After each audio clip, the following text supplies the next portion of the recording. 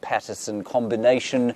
Jamie Leo Smith. Patterson. That was totally by mistake, everybody. Oh my God. goodness. That was not funny. Her hair is smelling like beautiful flowers. She's just washed it. It's rather marvellous. We've got wood smoke coming out of the fire, Jamie's shampoo from the right, and you are about to see some wonderful footage of the leopards that we have here. We're going to go straight into it with a clip of Ineni, my very first sighting of her. Take a look at this. Everybody, this is a 4-4 female leopard with a leaf on the Dude, bottom. I've never seen Ineni is a golden leopard. You can see how gold this leopard is with 4 spots on each side. And Raisa, you reckon that this must be Ineni. It's so exciting to see a new leopard, and I guess very distinctive, those two sort of very wide, almost eyebrows from which her whiskers come. Now, where are her babies? I forgot, of course, that she's got little babies. Here we go. Ah, wonderful. Just gorgeous. She's going to come down with her.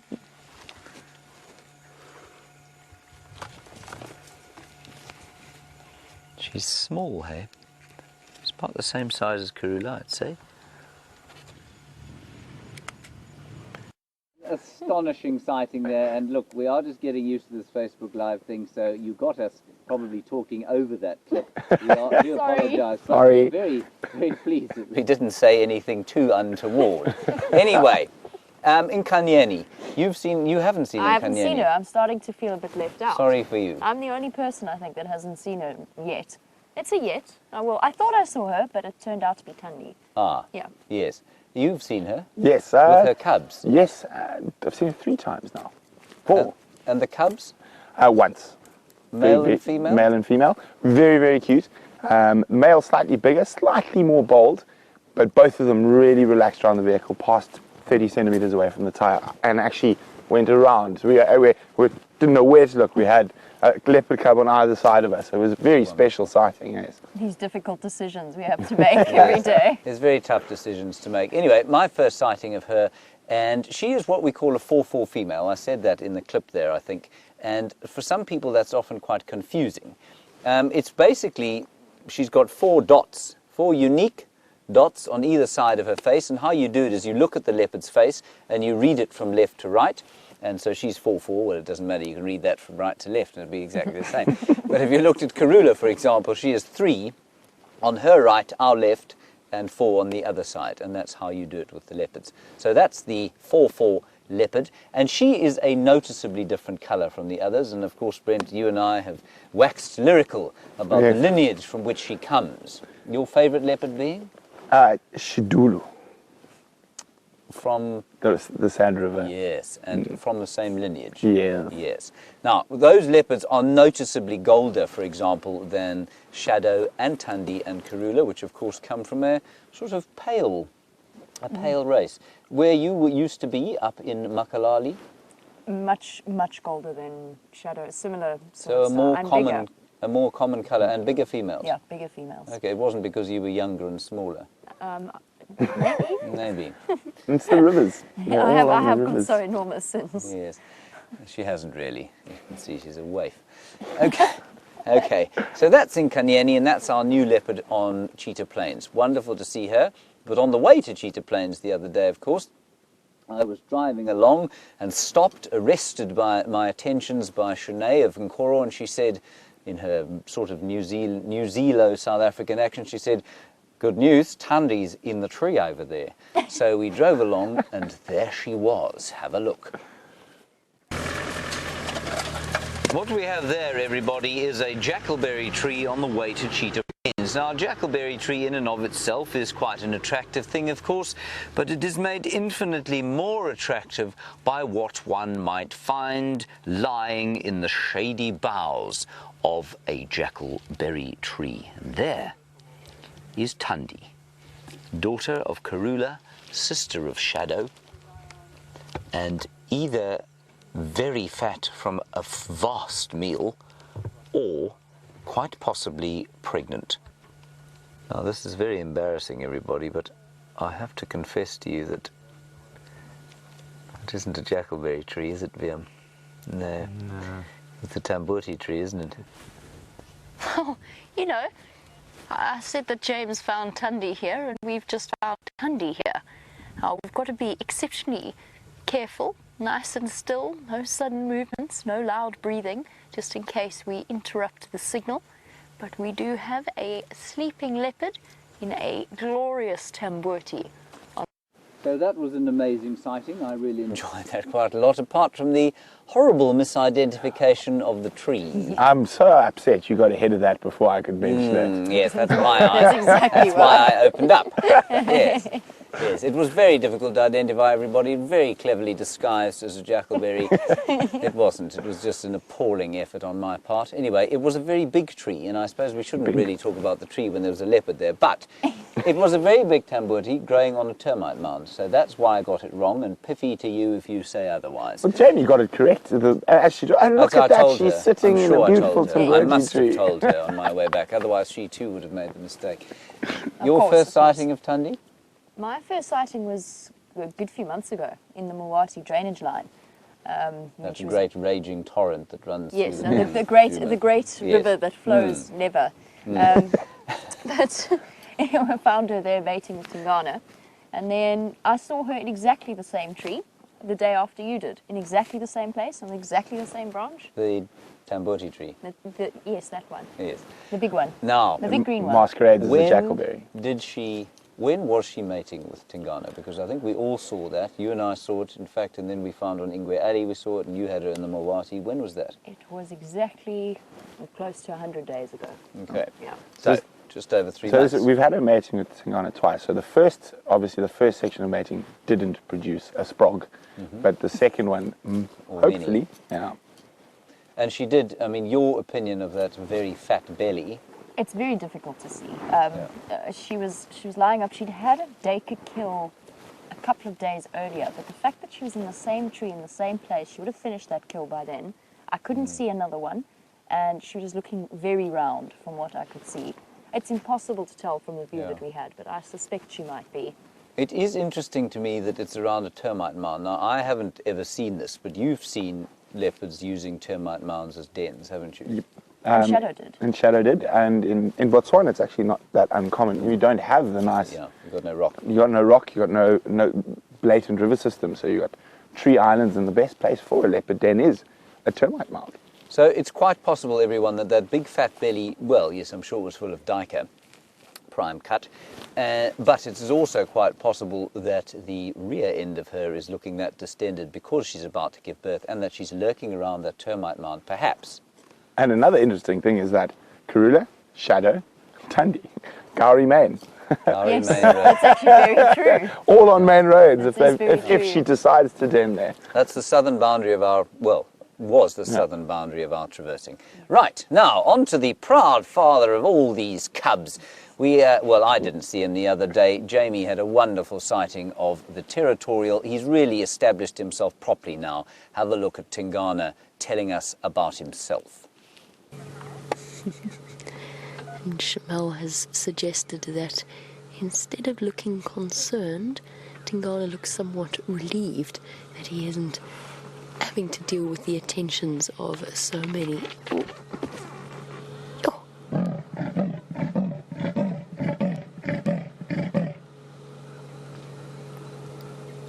Yay! This is incredible.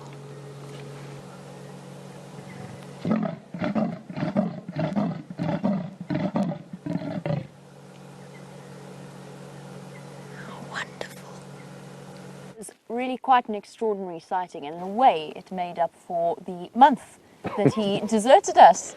And I say he deserted us, he was here during that month, we didn't find him. He went past the Djuma Dam camera, so you all got to have a lovely look at him in the middle of the night, and then he walked straight off the property. So that was the first time we had seen him in just over a month, and it was a truly enjoyable sighting. He really is, he's a beautiful leopard. He was all sort of head and shoulders and very little neck. He's got an enormous dewlap. He's like a prop forward. Yeah. Yes, exactly. That's not a linebacker, the opposite of a linebacker in the States. One of those guys who bashes into the other guys. Now, Brent, you heard about Mvula. the other Yes, day. Now, where's he? So from the Panthera data, the last place he was seen was actually on the Singita-Londolozi boundary, down near the Sand River. Okay, on So, Ravenscourt boundary. Yeah, so okay. I think he's ducking and diving, he's running, he's trying not to be not to bump into any dominant males. But I don't know if I picked up from the Eastern Channel. Now, Tingana's got a bit of a reputation for eating his own children, but he is on a kill with Shadow and the cub. Oh, awesome. Really? All three of them are sharing a kill just south of us. So, oh, fantastic. and apparently playing with the cub, so it looks like maybe his cub eating days are behind him. Now, the reason I brought up Mvula was the fact that Tingana, obviously, territorially marking his territory there. He's calling to mark his territory. He really is it as far as this place goes now. He's taken over Mvula's territory pretty much. He's pushed further and further to the east, and to the west, of course, is Anderson. How far west is Anderson moving while I was away? Any ideas? He was same. around Marikeni, same. So that's the western boundary of our area. And Tingana is now basically it. And I don't know. It is my friend. It is your friend. My friend from the north. The ghost from the north. The ghost of the I north. think he might have got a little bit of a beating from Tingana, or at least But I had his tracks again. Did you? Yes. Brent, of course, fixates on these things, and that will be his now favourite for the next 3 months. Well, that's good to know, and with any luck, we'll find him again. The ghost of the north, a.k.a. Gijima, somewhere between 5 and 7 years, we think. Okay, let's move on to the Queen now, of course. She and her 2 little babies doing very well, unfortunately not spending nearly enough time around us, a lot of time to the south. Anyway, have a look at her. Is Queen Karula. Both cubs are apparently here. I can't see the cubs at the moment, but we would normally just see a little bit of movement to a tail flick from the little ones. So they're probably also doing the same as she is and resting up. There it is. Look, there it is. There's the little one. And look at that. Look at that. Isn't that gorgeous?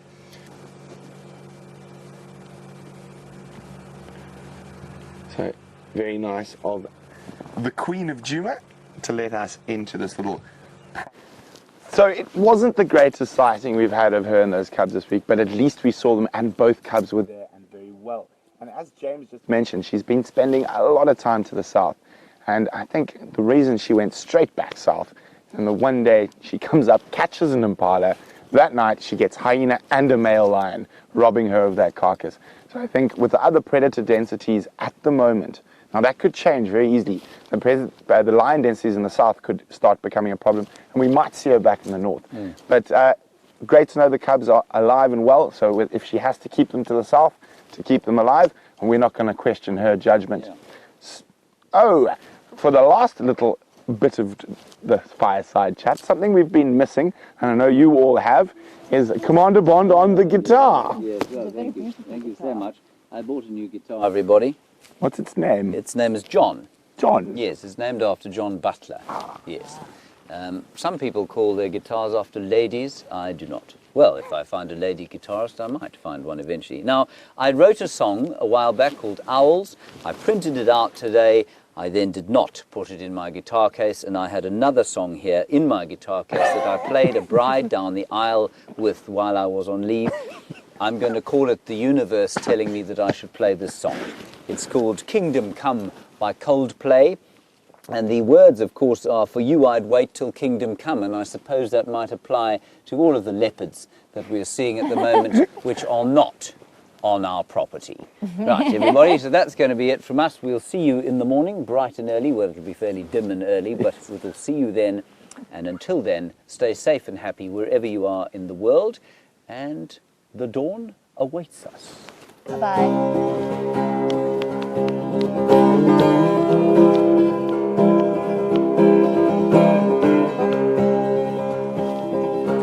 Steal my heart,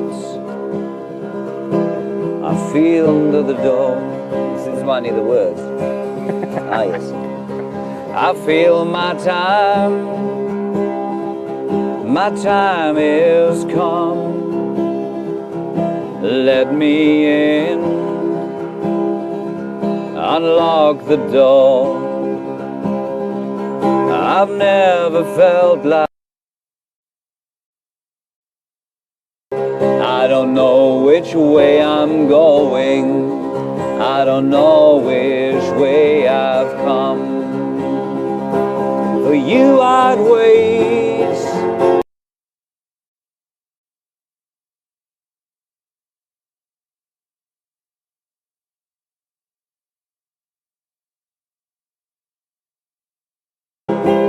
Say you'll come and stay with me.